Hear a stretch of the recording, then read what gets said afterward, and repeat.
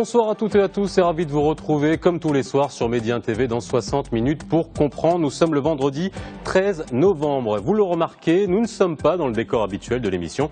Je vous expliquerai pourquoi dans quelques instants. Vous le savez, tous les soirs, vous avez l'habitude, nous décryptons pour vous l'actualité nationale et internationale et nous le faisons en compagnie d'observateurs nationaux et internationaux. Les invités qui ont accepté d'être avec nous ce soir sont Monsieur Yasser Yakis, vous êtes ancien ministre des Affaires étrangères turc. Merci d'avoir répondu à notre invitation.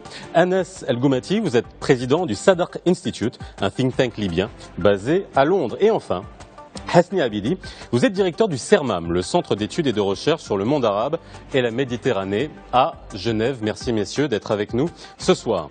Depuis 2 jours se tiennent à Tanger les Meddays, ce grand forum annuel organisé par le think tank Amadeus qui réunit des économistes, des responsables politiques et des analystes du monde entier. C'est donc pour cela que nous avons choisi aujourd'hui de nous déplacer à Tanger pour que nous puissions vous accueillir ce soir messieurs. Vous sortez de ce forum. Parmi les thèmes abordés lors de ces conférences, il y a la question des conditions de la stabilité de la zone MENA, Moyen-Orient, Afrique du Nord, bouleversée depuis 2011 par des conflits qui s'enlisent et qui menacent même de s'étendre. Hier, dans la banlieue sud de Beyrouth, un attentat revendiqué par l'organisation de l'État islamique a fait plus de 40 morts. Comment les étincelles du printemps arabe se sont-elles transformées en un véritable brasier? Pourquoi les différentes négociations de paix engagées, notamment pour la Syrie et la Libye, peinent à aboutir? Quel est le bilan économique et humain de ces crises? À quoi doit-on s'attendre? MENA, des crises sans issue, c'est le titre de l'émission de ce soir.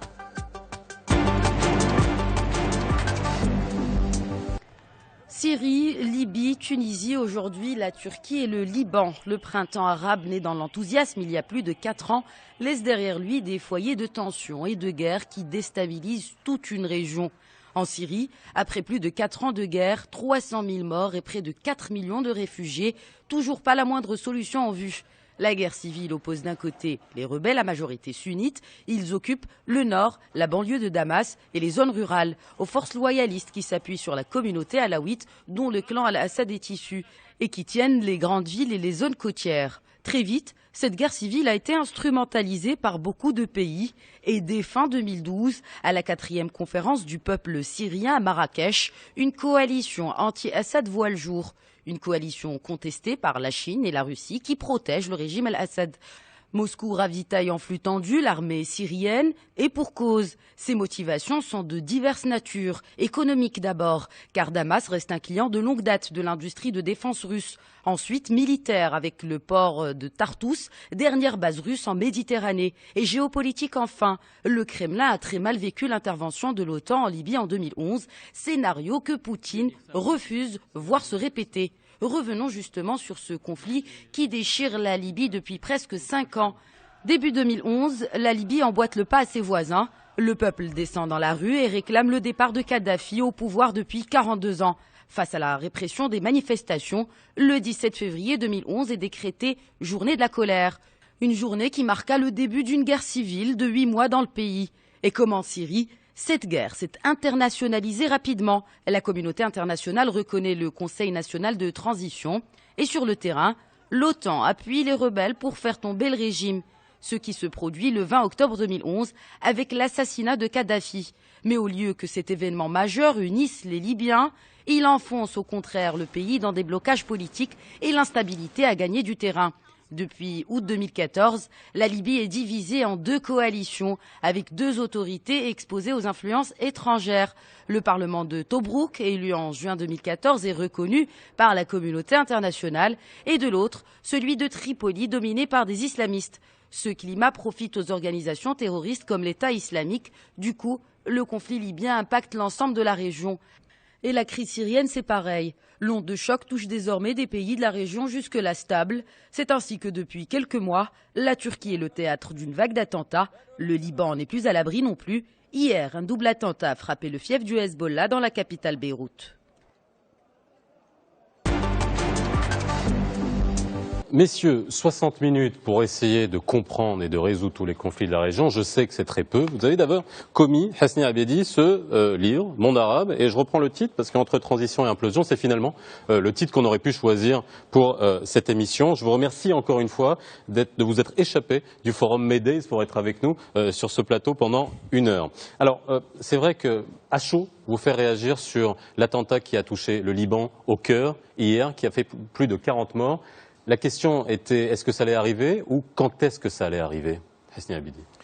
D'abord, il faut dire que c'est l'attentat le plus meurtrier depuis la fin de la guerre civile libanaise. C'est important, depuis 1975. On savait que l'implication de certains acteurs libanais dans le conflit syrien allait engager donc des poursuites ou j'allais dire presque des sanctions.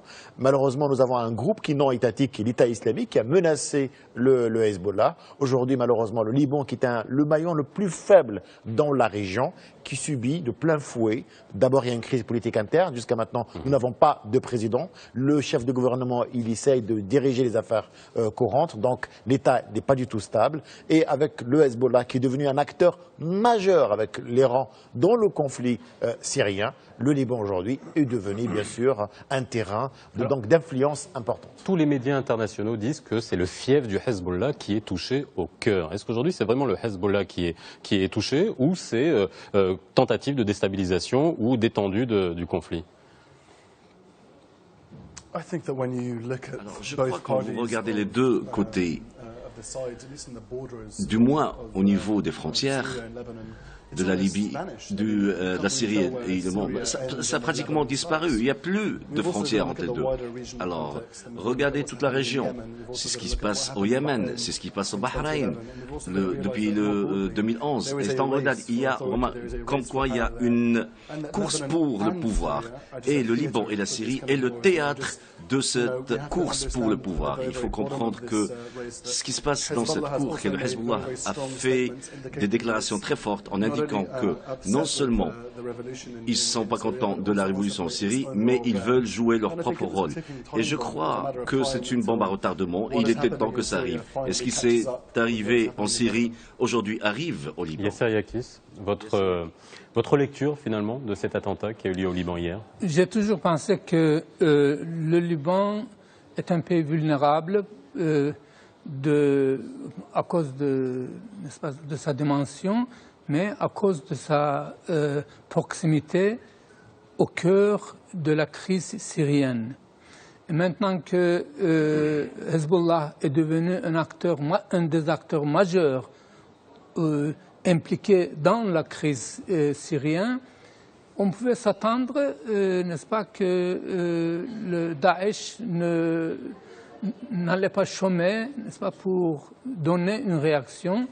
Et elle a donné cette réaction à un endroit où on ne pouvait pas s'attendre facilement parce que c'est le cœur de Hezbollah, n'est-ce pas, au cœur de Beyrouth. Et cela indique que d'autres pays que Daesh considère comme cible peuvent être atteints de la même manière que Hezbollah est atteint. Donc, cela va donner un message à des pays qui contrarient, n'est-ce pas, ou bien qui devient... Alors, quel type de pays? Parce qu'il y a quand même une situation qui est assez exceptionnelle au Liban, c'est le nombre de réfugiés syriens. C'est quand même le Liban est quand même le pays qui accueille le plus par rapport à sa population, on est bien d'accord. Il y a la Turquie, on va en parler justement, mais le Liban qui a eu quasiment 20%, l'équivalent de 20%, 25% de sa population aujourd'hui, qui fait qu'il y a beaucoup de gens qui passent, qui sont très durs à déceler entre des réfugiés et des gens de l'organisation islamique. Oui, d'abord il y a cette confusion, mais il y a aussi la frontière. La frontière, c'est une véritable passoire entre la Syrie et le Liban. Et on ne peut pas la contrôler, même si entre justement le Liban et la Syrie, le gouvernement de Damas a toujours insisté pour qu'il y ait cette continuité territoriale, pour ne pas justement laisser le gouvernement syrien dans une sorte de ghetto et ne pas aussi laisser cet endroit stratégique à Daesh. Mais ce que vous avez dit, c'est intéressant dans la mesure où nous avons un attentat commis par un acteur qui non étatique, c'est-à-dire une organisation qualifiée de terroriste, et qui frappe et qui frappe un autre acteur qui, pour les Libanais, c'est un État dans un État, mais qui n'est pas un État. Donc ça veut dire que même notre grille d'analyse a changé. Finalement, nous avons affaire à des acteurs qui ne sont plus les acteurs traditionnels. Mais est-ce qu'il y a vraiment une logique? Est-ce qu'on peut voir derrière ça une logique ou ce sont des actes qui finalement sont un peu éparpillés? Si vous regardez le début du printemps arabe, le début des révolutions, alors tout était centré sur la liberté d'expression, des élections démocratiques, mais regardez quand ça a commencé. La dimension socio-économique du monde arabe était complètement terrible. Alors, il n'y avait pas moyen de travailler sur cela. Alors, il faut comprendre, on est en train de parler des espaces qui peuvent être gouvernés et des espaces qui ne peuvent pas être gouvernés. Et quand on regarde là où n'existe pas Daesh, like le Yémen, regardez le Liban, la Libye, le Yémen, l'Irak, bien sûr. Il n'y a rien à gouverner là-bas. Alors, il faut savoir qu'il y a une autre dimension, c'est la dimension où l'État a perdu son sens. Si vous ne payez pas le téléphone, vous ne payez pas la facture d'électricité, d'eau, il n'y a plus d'État. Alors la nature cherche le vide et c'est exactement ce qui se passe. Il n'y a pas d'État, ce sont des acteurs non étatiques, Hezbollah, Daesh ou quelqu'un d'autre. Ils vont rentrer et ils vont forcer leurs mains, ils vont appliquer leur système, comment ils voient le monde sur ce monde-là, sur ces gens-là. Et je crois que tous ces espaces-là sont en risque, surtout des endroits où pratiquement l'État a perdu sa présence et sa légitimité. Regardez ce qui se passe en Syrie, regardez ce qui se passe en Turquie. On va y revenir justement sur le conflit syrien pour voir dans quelle mesure. Vous êtes d'accord? Parce que c'est vrai que c'est intéressant de voir cette déstructuration qui donne lieu à ces Bien sûr, on ne peut pas avoir des opinions très très différentes, mais il y a des nuances de ce que notre ami libyen nous dit. Tout d'abord, la question que vous avez posée, quelle est la logique de ces attentats? Il y a vraiment une logique derrière tout ça. La logique est très simple. Si vous considérez une organisation comme adversaire à vos projets, il est naturel qu'elle deviendra une cible. C'est ce qui est devenu au Liban. En plus, une autre nuance que j'ai avec mon cher ami de la Libye, c'est que cet accident ou bien cet attentat n'a pas eu lieu au Liban parce que le Liban est devenu un pays ingouvernable, mais d'office, n'importe quel pays, même s'il est très très bien gouverné, un incident de telle sorte peut arriver. Et le Daesh est capable, n'est-ce pas, de mettre en œuvre des projets comme ça. Le Liban était, n'est-ce pas, plus confondu. Enfin, il y a beaucoup d'éléments qui jouent dans la société libanaise et on ne peut pas facilement distinguer un Syrien et surtout, je pense que le Mukhabarat syrien a fait passer au Liban plusieurs de ces éléments, des personnes qu'il voulait, de ces agents, et ces agents ont dû faciliter, n'est-ce pas, la commission de cet attentat. Anas Goumati, vous n'êtes pas d'accord avec quelque chose? Comme a dit mon ami de la Turquie, si les choses sont bien gouvernées, le problème avec le terrorisme, c'est que ça fait partie d'une production. C'est un produit d'une situation où la société est malade.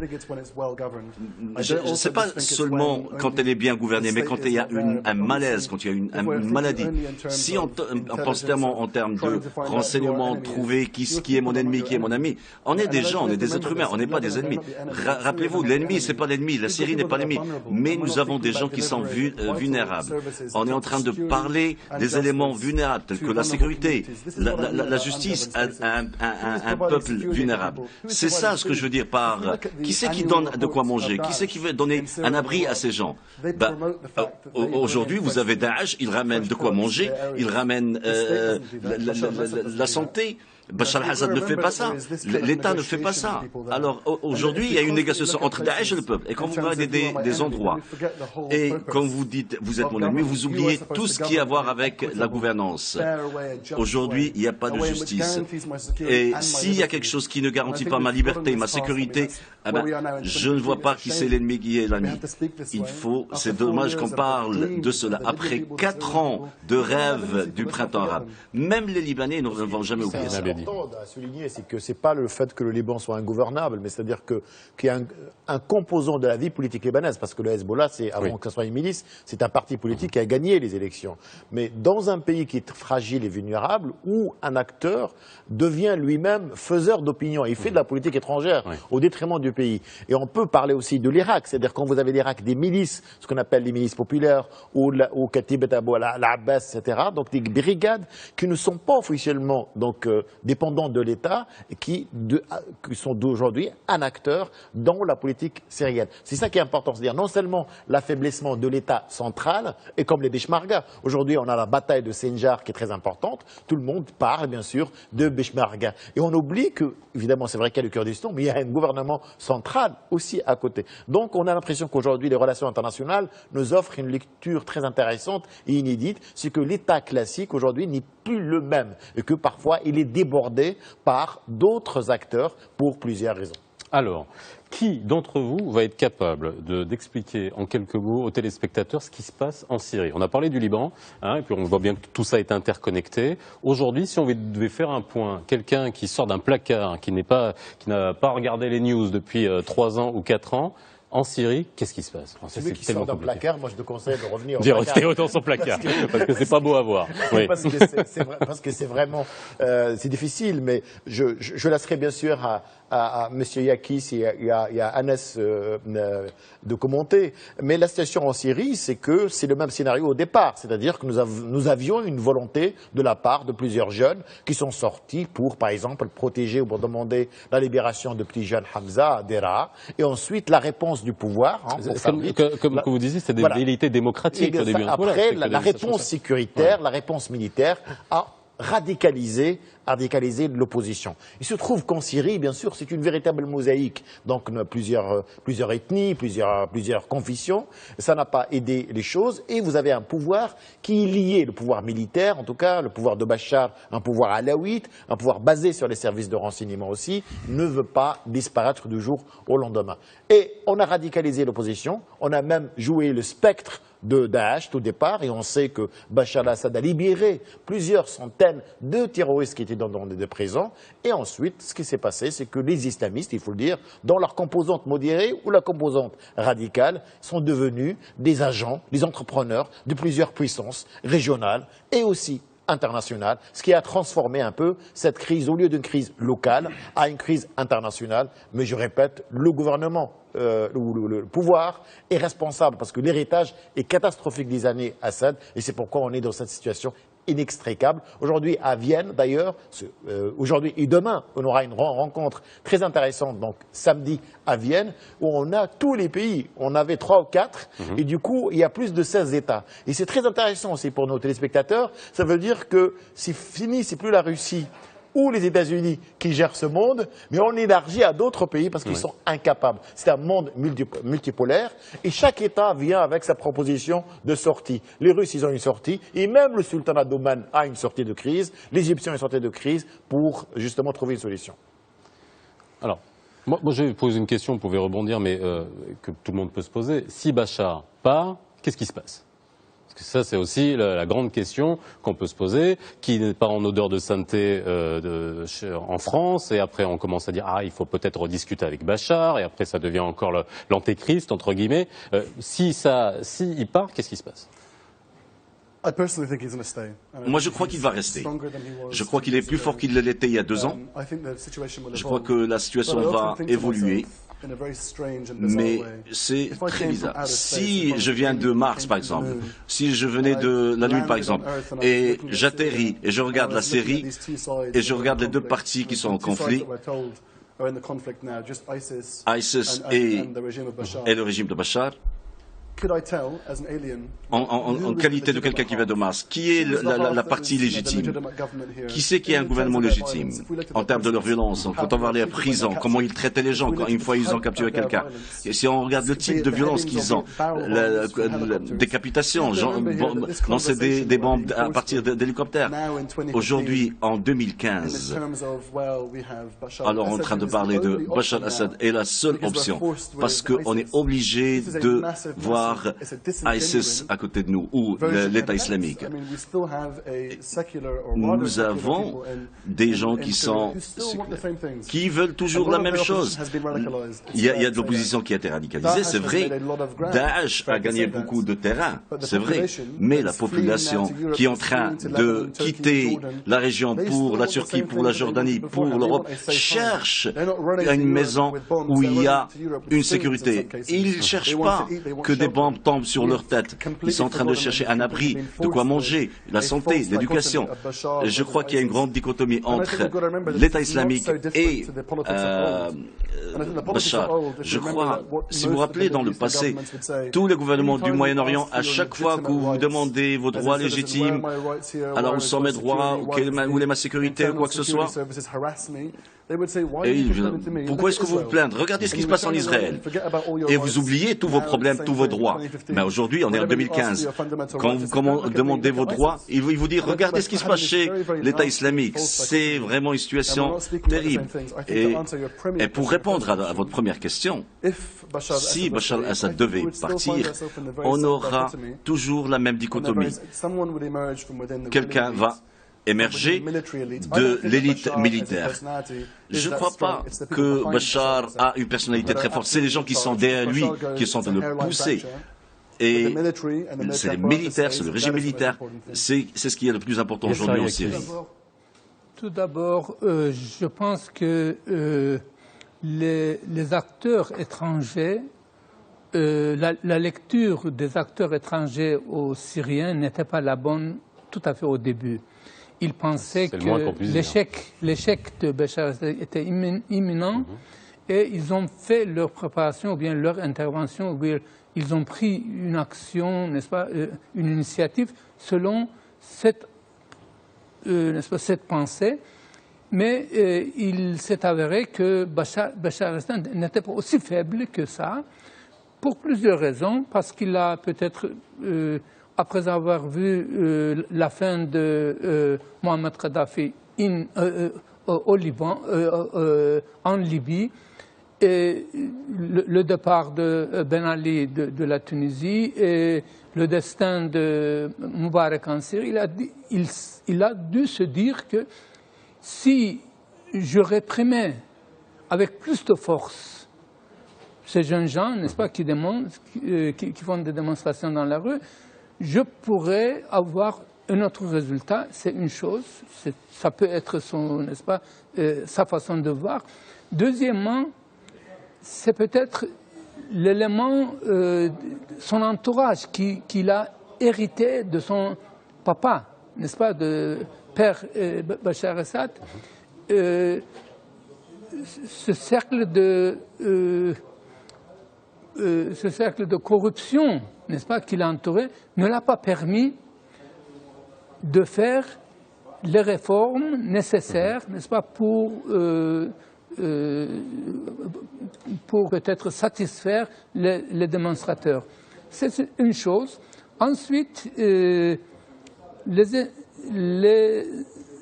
auteurs ou bien les acteurs étrangers, quand le pays est tombé dans le chaos, les pays étrangers, les auteurs, ou bien les ayants droit, ou bien stakeholders étrangers, ont vu qu'il y avait une opportunité, une occasion pour promouvoir, pour avancer leur intérêt en Syrie.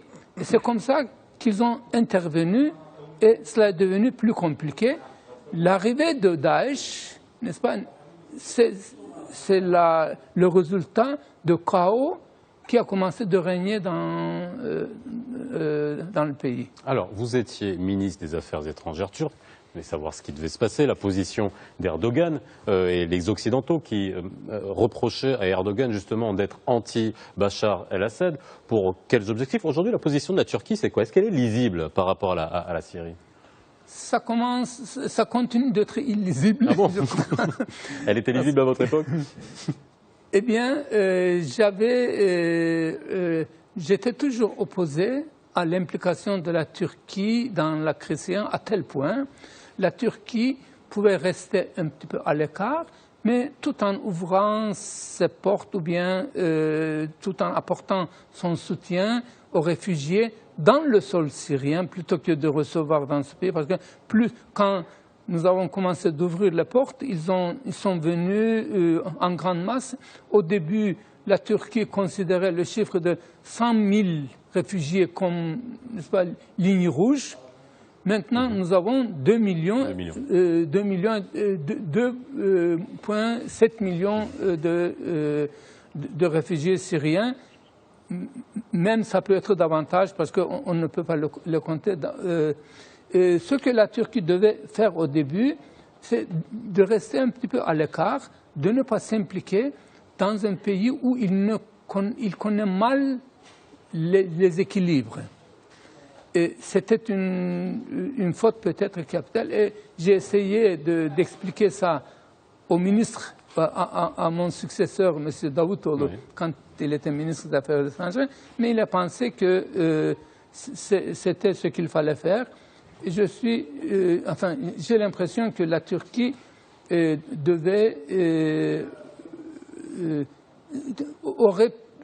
aurait pu plus de manivelle dans ses mains à jouer un rôle positif au cas où elle avait choisi de rester un petit peu à l'écart. Non, mais je vais rebondir sur l'histoire de la mauvaise lecture des Occidentaux et même de la Turquie. Il faut rappeler une chose, c'est qu'il y avait des contradictions au sein de la communauté internationale à l'égard de la Syrie. Donc c'est pourquoi, d'abord, on a compté sur l'opposition, mais cette opposition, pendant des années, elle était opprimée. Comment voulez-vous, au bout de quelques années, ou 2 ans, on demande à l'opposition syrienne d'être une opposition démocratique et laïque et parfaite à la Suisse ou à la Suédoise? Impossible. Et c'est une composition. Bien sûr, c'est une composition de plusieurs courants. Donc difficile d'arriver à un point de vue. Sans oublier ce qu'on appelle, d'ailleurs le Maroc a accueilli cette réunion importante à Marrakech, vous l'avez souligné, où le Maroc avait demandé d'autres pays d'être plus généreux avec le peuple syrien. Le problème, c'est que 2 événements marquants. Le premier événement, c'est quand le régime de Bachar a utilisé, et c'est les Nations Unies qui le disent, il a utilisé des armes interdites, donc des armes chimiques. Obama, il a dit, cela est une ligne rouge. Ensuite, les Russes sont intervenus avec brio, il faut le dire, pour proposer ce troc, donc destruction des armes chimiques, et on donne bien sûr un sursis pour le Bachar al-Assad. Donc attention, l'opposition n'était pas toujours affaiblie, elle est arrivée même à contester le fief même de Bachar al-Assad. Récemment, quand l'État islamique et d'autres mouvements ont bien progressé après la fusion de plusieurs mouvements, justement mouvements d'opposition, eh ben, c'est la Russie qui intervient militairement pour offrir une couverture aérienne et pour, bien sûr, améliorer les chances de la négociation du pouvoir de Bachar, mais surtout de la Russie. Donc attention, c'est-à-dire c'est pas qu'une mauvaise lecture, il y avait une lecture, bien sûr, contradictoire parce qu'on avait plusieurs agendas et parce que, soi-disant, les amis de la Syrie, finalement, n'étaient pas vraiment des véritables amis. On va parler d'intervention de Poutine. Peut-être important qu'il faut ajouter à cela. Admettons qu'aucun pays n'avait intervenu et que la question de résoudre le problème syrien était laissée à Bachar el-Assad. C'est la question que j'allais vous poser. Si on n'avait rien fait, aux démonstrateurs. Qu'est-ce qui leur est arrivé? On compte maintenant, on parle de 170 000 tués. Est-ce qu'au cas où aucun pays n'avait intervenu, le nombre de tués, est-ce qu'il aurait été aussi haut que ça? Je ne pense pas. Parce que Bachar el-Assad ne pouvait pas tuer autant de gens si le pays n'était pas venu au point où il est arrivé aujourd'hui. Selon l'Observatoire syrien, on est à 250 000 tués. Bon, l'intervention, je crois, a détérioré la situation plutôt que de résoudre. Son père, il n'a pas hésité à rayer une ville de la carte ont tué en plus de 25 000. Donc on ne sait pas, c'est de la fiction, Oui. mais je pense que Bachar a tout à fait donc, les moyens et la capacité aussi de faire autant. Monsieur Goumati. There is a principle, I think, that must be remembered. Que nous devons The garder à foreign l'esprit. policy of La any politique country, be it étrangère Turkey, de be chaque it pays, any que ce other soit la border country Turquie or any ou un other pays country, avoisinant or any other respectable country in the ou un international pays community, should have had respecté, one job. doit avoir un seul rôle. Ce n'est pas d'intervenir. De retour sur le plateau de 60 minutes pour comprendre en compagnie de nos invités ce soir. Il va nous rester une bonne poignée, allez, une bonne demi-heure pour essayer de faire le screening sur la zone et puis tout à l'heure de voir l'impact que ça peut avoir parce qu'on parle souvent d'impact humain, c'est normal, d'impact géopolitique, politique, mais aussi l'impact économique sur l'ensemble de la zone dont n'oublions pas, nous faisons partie sur la façade atlantique. On verra ce que ça peut impacter au niveau du Maroc. Je vous ai posé une question avant qu'on interrompe notre débat. L'intervention armée de Poutine, est-ce que ce n'est pas, je vous ai parlé de nouvelle guerre froide, mais en gros, est-ce que ça ne peut pas remettre un peu les choses en ordre au niveau de la géopolitique mondiale, dans l'équilibrage des grandes puissances? Alors je suis tout à fait d'accord avec tout ce que vous avez dit, sauf le dernier mot, c'est plutôt désordre. D'accord. Au lieu de l'ordre. Parce que non seulement cette intervention a poussé des centaines, voire des milliers, selon certains observateurs sur place, du réfugié, notamment dans la région d'Alep. Deuxièmement, elle a compliqué encore les chances qui étaient déjà en difficulté pour trouver une solution. Et le troisième élément, comme vous le savez, finalement, la Syrie est un élément, j'allais dire, de jeu diplomatique. C'est un levier aux mains de Poutine et pas vraiment un engagement ni dogmatique, ni politique. C'est pas pour la beauté des Syriens, ni idéologique. Donc, Poutine lâchera la Syrie. Votre reportage a parlé d'ailleurs des intérêts économiques, ça on sait, l'accès à une mer chaude qui constitue une priorité pour les Russes. Et finalement, la crise syrienne a permis à la Russie de revenir vraiment au centre de l'échiquier international, de devenir un acteur majeur. En revanche, dire que c'est l'intervention mal faite en Libye qui a permis quand même, ou qui a évité une intervention en Syrie, je ne suis pas d'accord pour la raison simple. Est-ce que vous croyez une seule seconde que cette diplomatie russe de Poutine peut croire à ne pas utiliser cette résolution, ce qu'on appelle la responsabilité de protéger, voter pour la Libye et ne pas intervenir militairement. Les Russes disent, oui, on a été trompés, cette résolution a été trahie. Mais ils savaient pertinemment, aujourd'hui certains diplomates le disent, que l'intervention militaire, elle était déjà engagée. Donc on sait que les Russes utilisent plutôt cette résolution et en dernier mot, la Russie n'a jamais été un pays attaché à la légalité internationale, aux résolutions. On n'a qu'à voir ce qui s'est passé en Tchétchénie ou ailleurs, ou d'ailleurs en Ukraine, pour donc ne pas faire ce lien, pour dire que la Russie, finalement, c'est un acteur qui va ramener un peu plus d'ordre dans la région. C'est plutôt, à mon avis, un retour de la guerre froide, mais sous d'autres noms. D'accord. C'est une bonne nouvelle, ça? On n'a jamais dit que la politique, il y avait de la vertu dans la politique, mais voilà, mais est-ce que équilibré? Je crois que la politique étrangère de la Russie reflète les besoins locaux, domestiques de Poutine, avoir la possibilité d'intervenir à tout moment ailleurs et qu'ils veulent que le monde ne change pas. Ils croient en un Poutine qui est plus fort, qui n'a pas perdu sa place depuis le printemps arabe. Alors au moins, Poutine est en train de montrer à sa propre peuple qu'il est le Superman, si ce n'est pas la suprématie de la région.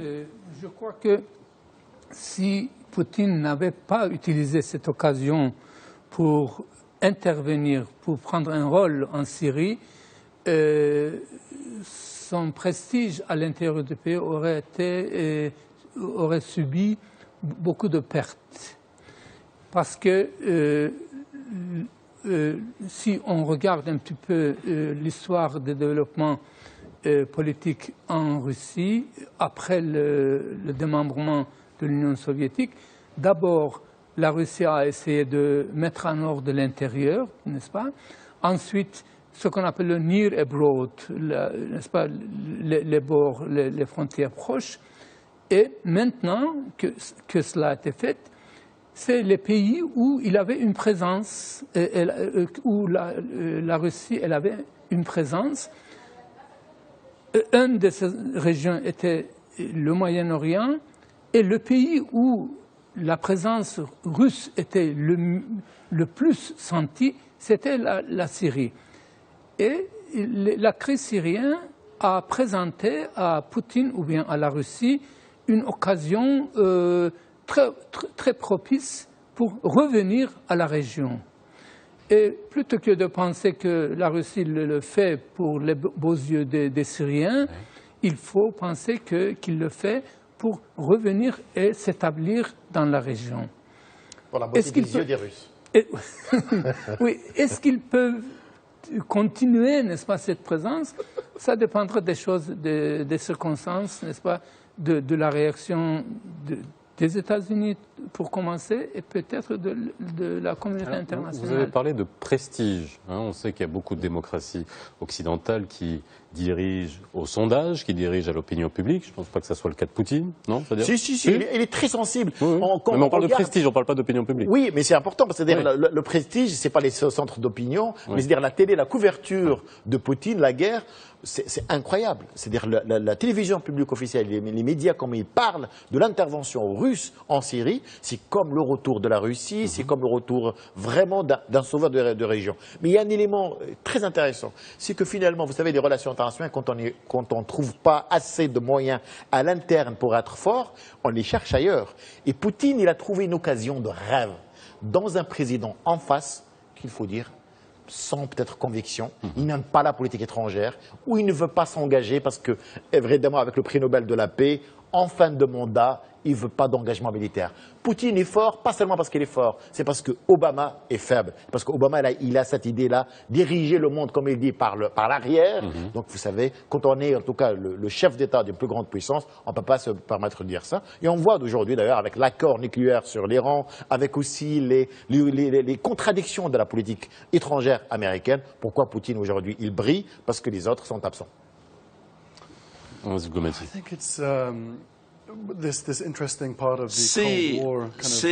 un élément qui est très important de la réémergence de la guerre froide, mais pas dans son autre, dans l'ancien style. Mais c'est un système différent qui est... C'est ce qu'on appelle securitocracy, l'autocratie de sécurité, c'est-à-dire utiliser la situation interne et essayer de développer d'autres arguments à l'extérieur du pays. Mais je crois que Poutine pense que ça risque de créer d'autres problèmes. Regardez, il y a beaucoup de Tchétchènes qui ont rejoint Daesh. Mais je crois que c'est parfait pour lui. Il est pour une guerre de ce genre. Je crois que cette autocratie de sécurité ne le gêne pas. Il adore les conflits. Il est très content. Et bien sûr, il s'épanouit dans les conflits, je pense. Et il y a pas mal de pays pendant les périodes de terrorisme. Regardez. Ils essaient d'oublier la Constitution et ils parlent d'état d'urgence et ils commencent à renforcer leur système de sécurité aux dépens du peuple. Et Poutine, je crois, est en train d'utiliser contre son peuple. Et je crois qu'il sera au pouvoir pendant 5 à 10 ans sans pour autant qu'il ait quelqu'un contre lui. Aujourd'hui, on va passer à la Libye, parce que c'est vrai que bon, il nous reste encore une bonne vingtaine de minutes. Comment jugez-vous maintenant, a posteriori, les interventions de la communauté internationale au niveau de la Libye, que cela soit dans le cadre des négociations ou bien dans le cadre de l'intervention militaire? Alors si on parle de 2011, je crois qu'il y avait un besoin de réagir. Il y a pas mal de Libyens qui parlaient d'une force internationale qui devait intervenir. Mais moi, j'aurais souhaité que ça soit une politique de l'Afrique du Nord, de la Turquie à titre d'exemple, Moyen-Orient. C'est ce que j'aurais souhaité. Mais ceux qui ont cherché ailleurs, bon, il y a d'autres qui ont voulu que l'Union africaine. Mais je ne sais pas s'il y avait quelqu'un qui était honnête, mais c'est ce qui manquait. En 2014-2015, c'est une situation qui est tout à fait différente. La plupart des pays qui étaient impliqués dans le bombardement de la Libye et le changement du régime, le soutien à la révolution, sans contre l'un l'autre.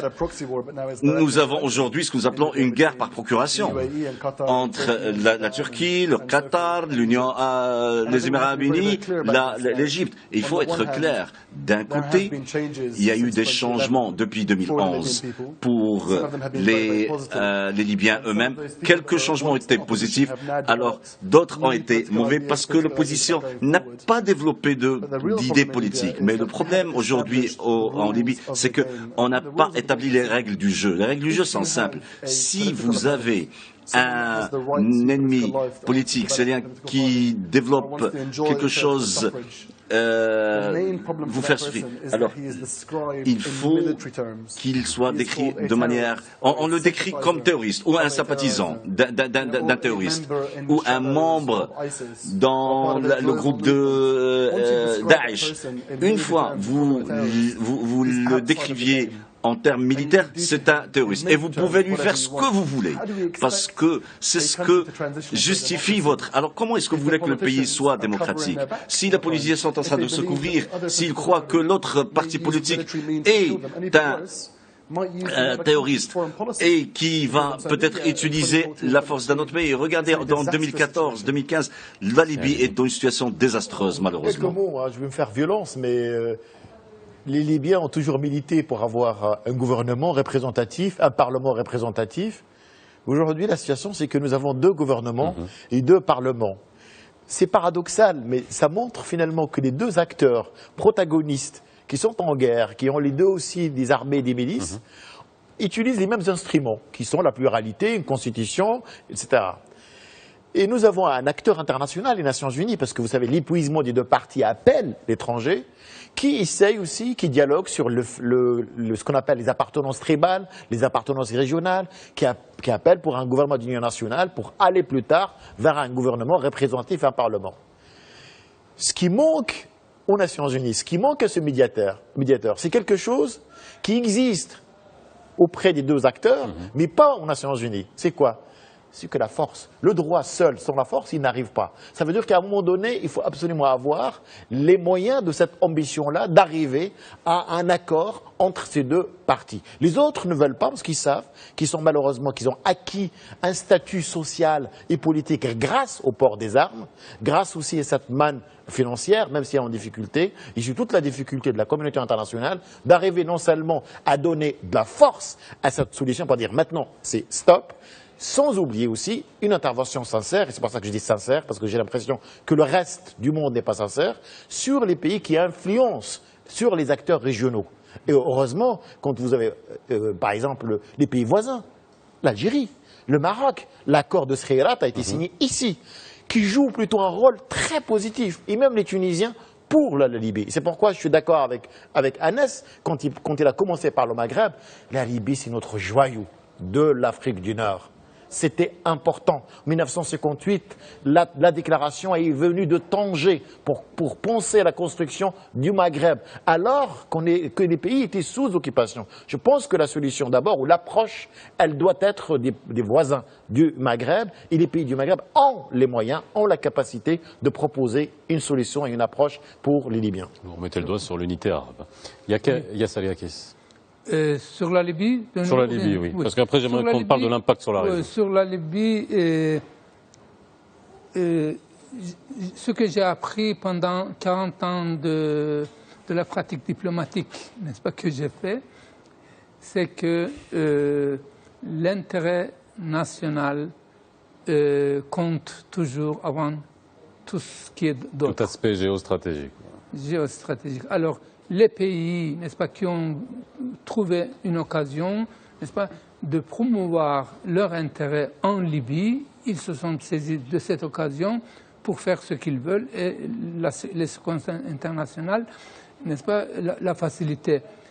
L'éloignement de ce principe de l'ordre westphalien, n'est-ce pas, de ne pas intervenir dans les affaires intérieures des pays, c'était quelque chose qu'on a essayé de faire pour la première fois en Libye, et je crois que nous ne pouvons pas être fiers des conséquences. Et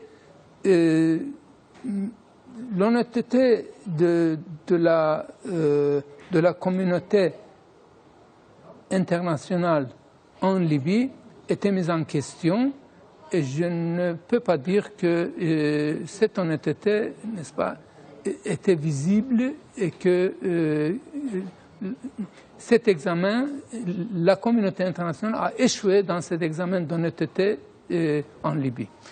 Libye, Syrie, Tunisie, Égypte, les économies s'effondrent. Quel impact finalement? Parce qu'on a bien parlé des impacts humains, géopolitiques, mais quel impact? Et quel impact ça peut avoir, nous aussi, sur la région? Nous, le Maroc, ce sera la dernière question que je vous poserai. On regarde un sujet de Khadija Hassan. Dans la région MENA, la Syrie et la Libye sont en proie d'instabilité politique et sécuritaire. Du coup, ils se distinguent en tant que pays générateur d'importants flux migratoires.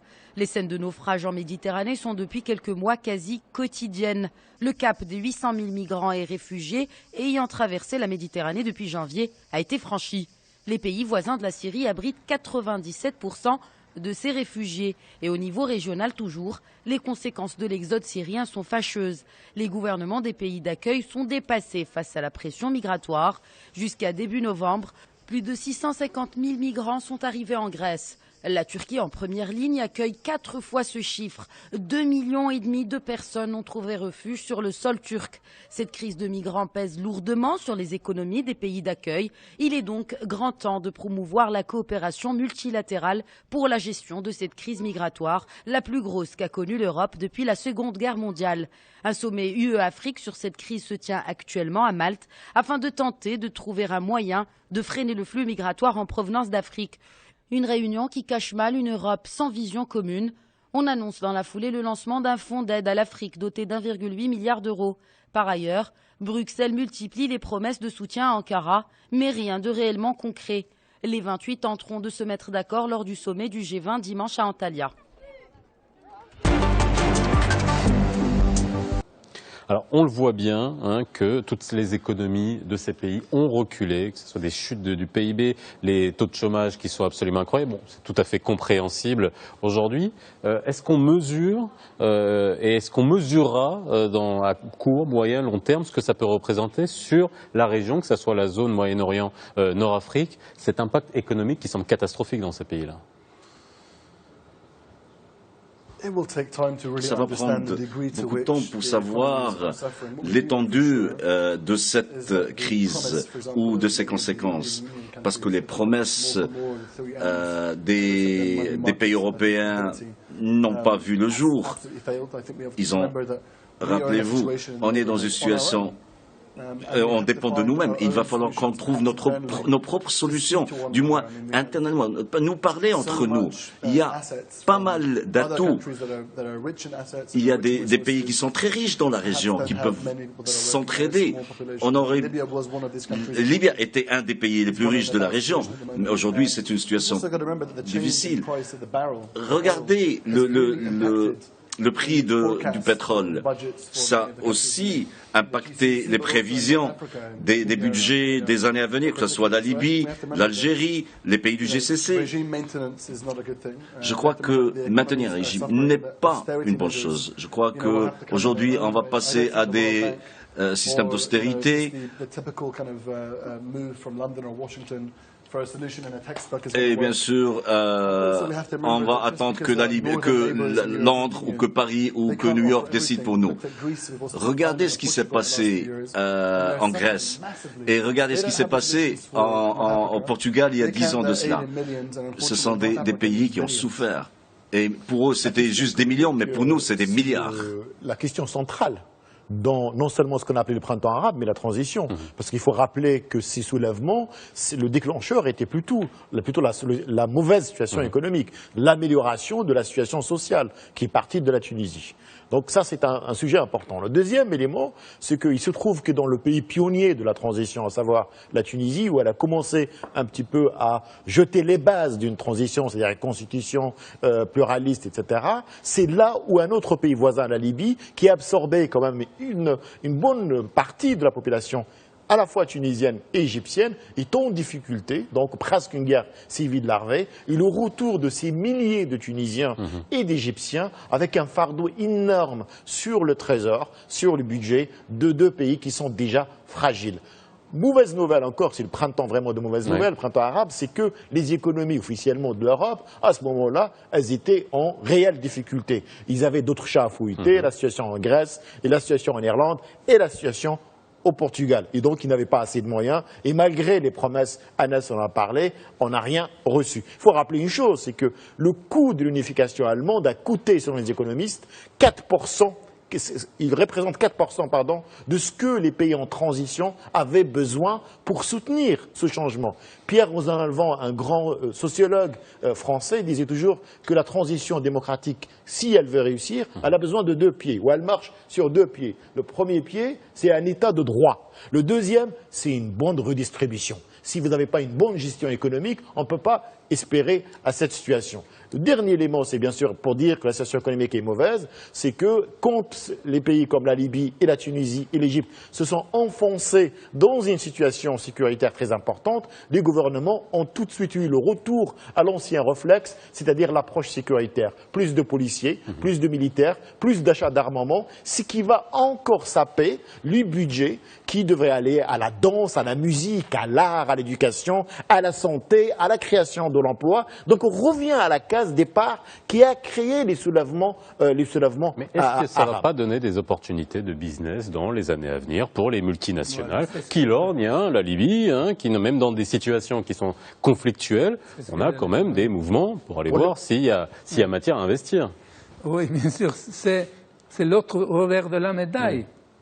D'abord, le dégât causé sur l'infrastructure physique dans les pays de la crise est énorme, des milliards et des trillions peut-être, mais aussi, vous avez touché très légèrement la question de la perte humaine. Quel est le coût pour vous de la perte de votre maman, de votre sœur, de votre fils, de votre grand-mère, n'est-ce pas? Ça, il n'y a pas de mesure pour mesurer cela. Ça, c'est une chose. Deuxièmement, pour les pays qui ont les acteurs étrangers, cela a tourné à une occasion d'approvisionner ces pays avec des armes, comme notre ami a mentionné. Donc, l'approvisionnement de l'arme a créé une opportunité. Donc, il y a les deux côtés.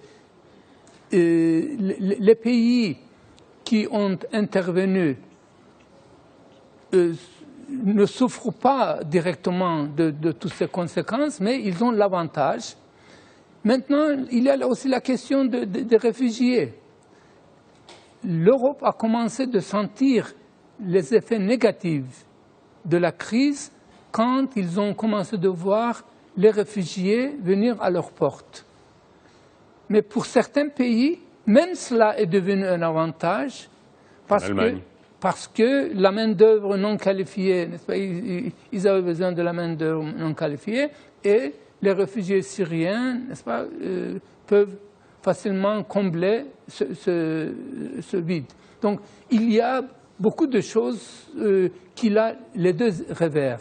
Mais pour les pays où la crise a eu lieu, c'était une catastrophe. Alors, question des réfugiés, parce que c'est vrai que cet impact, on voit un déplacement de population. La manière avec laquelle c'est accueilli est complètement différente entre les pays. L'Allemagne, Angela Merkel est passée pour, on va dire, l'ange de l'Europe en acceptant d'accueillir près de 800 000 réfugiés. La France est en train de freiner des cas de fer avec les réfugiés qu'elle doit accueillir. Quand on compare ça à des pays comme le Liban, comme des pays comme la Turquie, qui, par rapport à la proportion de leur population, accueillent mais une proportion absolument énorme. Comment vous vivez ça, finalement, sur cet impact en termes de migration vers l'Europe? Fort intéressante, mais je crois que vous regardez les faits en Europe. L'Europe, c'est le continent le plus riche en termes, 740 millions d'habitants, pas plus. Et quand on parle de 200 000 qui sont arrivés en Europe, ou les 800 000 qu'ils veulent en Allemagne, je crois qu'on parle de 0,002,7 pour l'Europe. Mais quand on parle, ce qu'a dit son Excellence, lorsque les Syriens ont quitté, ça coûte beaucoup d'argent, ça coûte des milliers de dollars. Je crois on est en train de recevoir la classe moyenne syrienne en Europe. Ce ne sont pas des gens, ce sont des gens qui parlent 3 langues, ou 4 langues, 2 langues. C'est la crème de la crème, dit l'orateur, dans plusieurs secteurs et dans des endroits qui ne sont pas trop peuplés. Il y a des endroits vides où ils vont s'installer. Il y a l'égocentrisme européen. Alors vous avez 0,22, je sais quoi, de réfugiés dans le continent le plus riche. C'est quoi par rapport à ce qui se passe en Turquie, ce qui se passe au Liban? 2 millions en Turquie, 1,7 million en... C'est là où on voit l'égocentrisme de l'Europe. Je ne crois pas que ce soit une crise pour l'Europe. Je crois que c'est une autre... on dit, et que font les pays du Golfe? On oublie souvent, moi personnellement je travaille dans des programmes des Nations Unies, tous les programmes de l'OCHA, donc de l'Office des Nations Unies pour l'aide humanitaire, les programmes aussi de l'UNESCO pour la scolarisation au Liban et en Jordanie sont financés par beaucoup de pays de cette région-là. C'est vrai qu'ils n'accueillent pas beaucoup parce que les Syriens, ils veulent pas y aller. Si j'étais Syrien, je vais pas quand même aller à Jeddah et laisser Berlin. Donc ça, c'est une question aussi, j'allais dire, de l'égoïsme, comme ça a été dit. Mais je crois parce que l'Europe, tout simplement, n'a pas une seule voix. Ça montre un petit peu la difficulté de l'Europe d'avoir une politique étrangère aux communes. Il fallait absolument que Angela Merkel sorte un petit peu pour dire ça, que ça fait, et d'ailleurs, beaucoup d'Européens lui reprochent ça. L'autre élément, c'est qu'on voit dans des pays qui étaient eux-mêmes touchés par la question des réfugiés, qui eux-mêmes étaient déjà, comme les Hongrois, qui étaient demandeurs d'asile, ils sont devenus aujourd'hui les plus réfractaires et les plus radicaux en matière de politique à l'asile. Parce qu'à un moment donné, si on a immigré une fois, on est immigré toute sa vie. Et la dernière question concernant l'économie, je relativise un petit peu parce que la situation catastrophique sécuritaire en Libye, mais aussi difficile en Tunisie en termes de pouvoir de paiement, parce que le pays est en difficulté, finalement n'a pas offert plusieurs, ou disons beaucoup de perspectives économiques à des grandes sociétés pétrolières. On a vu Eni qui avait des difficultés en Libye. Oh, évidemment, ça c'est de la musique d'avenir, mais on parle d'aujourd'hui, il n'y a pas de retombées, il n'y a pas de marché maintenant pour les pays qui ont contribué dans ce qu'on appelle l'effort de guerre. En plus, pour les pays du Golfe, n'est-ce pas, quand on parlait de certains pays de Golfe qui n'ont pas, parce qu'ils n'avaient pas admis des réfugiés, ils ont dit mais dans notre pays il y a autant de Syriens. Mais ces Syriens accomplissent des devoirs dans des pays de Golfe, des fonctions qui ne peuvent pas être faites par leur peuple, leur propre peuple. Donc, ce n'est pas en recevant des réfugiés qu'ils peuvent... donc, l'acceptation des réfugiés et de la façon qu'il a affecté la Turquie, le Liban, la Jordanie, n'est pas du tout du même ordre que, n'est-ce pas, l'effet qu'il va faire dans les pays de Golfe. Ils ont des moyens et qu'il aurait pu les employer dans d'autres domaines, mais ils ne veulent pas. Alors, juste une minute, j'ai vraiment envie de vous poser une question par rapport à, on va dire, l'évolution de l'islamisme international. On est en train d'y assister. À quoi on peut s'attendre? C'est vrai qu'en une minute, ça va être très dur de répondre à cette question, mais et de l'impact que tous ces conflits ont, d'un point de vue régional, mais également au niveau mondial. C'est une question très intéressante. Je crois qu'avec l'évolution dans les dernières années, il y a beaucoup de personnes sont devenues vulnérables et sont marginalisées. dans nos sociétés respectives.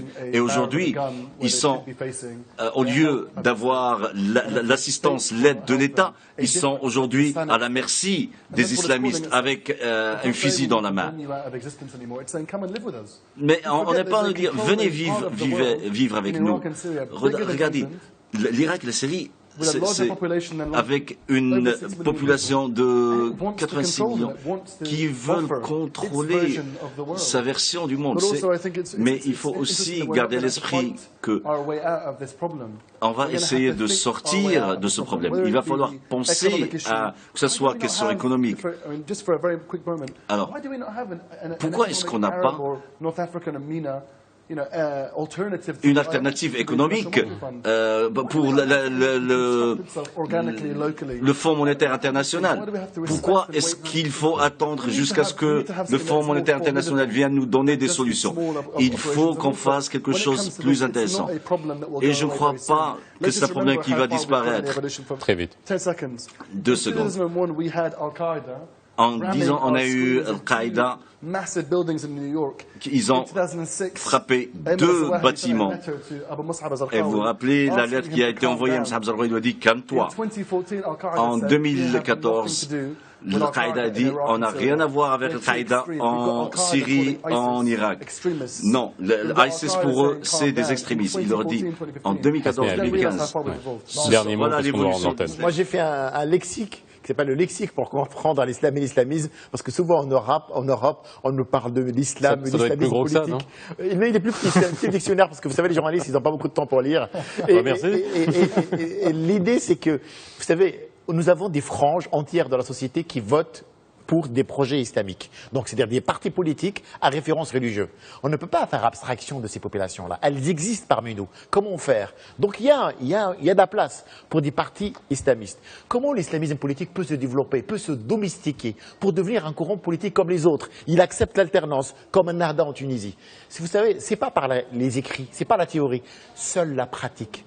Quand ils se cassent la gueule, quand ils ont des projets importants comme le chômage, comme l'emploi, c'est là où ils vont revenir sur leur thèse dogmatique et ils deviennent un parti comme les autres. Et ça sera le dernier mot. Merci à vous d'avoir été avec nous. Je rappelle que nous étions à Tanger, exceptionnellement, pour cette émission dans les locaux, bien sûr dans les studios de Médien TV. Vous êtes sortis du Forum Meddays pour venir participer à cette émission. La rediffusion à 22h40. Excellente soirée sur Médien TV. Excellent week-end et on se retrouve lundi dans nos studios habituels.